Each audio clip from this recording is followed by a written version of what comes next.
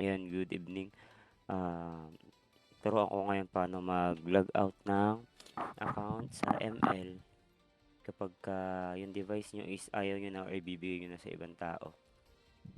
So, unang gagawin nyo is siyempre yung account nilagin nyo sa ML.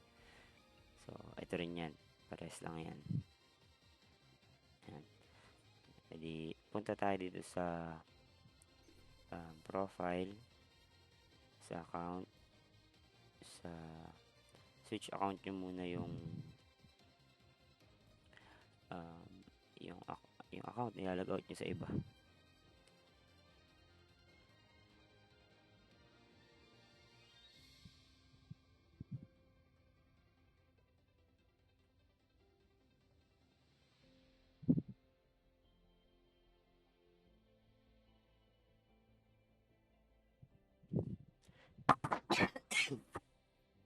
Excuse.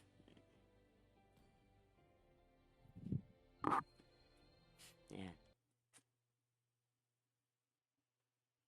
And after nun, dito natin malalag out yung kung saan man siya nakalag-in. Makikita nyo kung saan din siya mga nakalag-in. Tapos pwede nyo rin siya i-log out dun. Ito may mata ko, ang cute oh.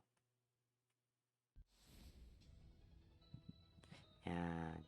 Tapos punta tayo dito sa profile. Ito sa taas. Ito. Yung profile. Tapos account. Tapos account center. Yan. Tapos ito yung account center yan. Tapos sa device management.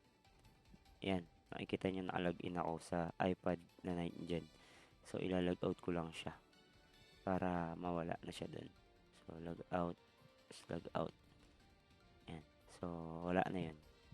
Ganun lang mag-log out ng account para sa ML. Check ko muna dito sa iPad kung nag-log out na nga.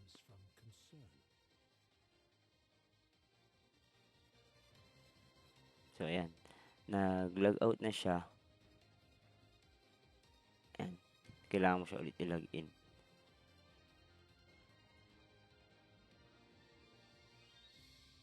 So, ganun lang naman siya. That's all. Thank you. Stop.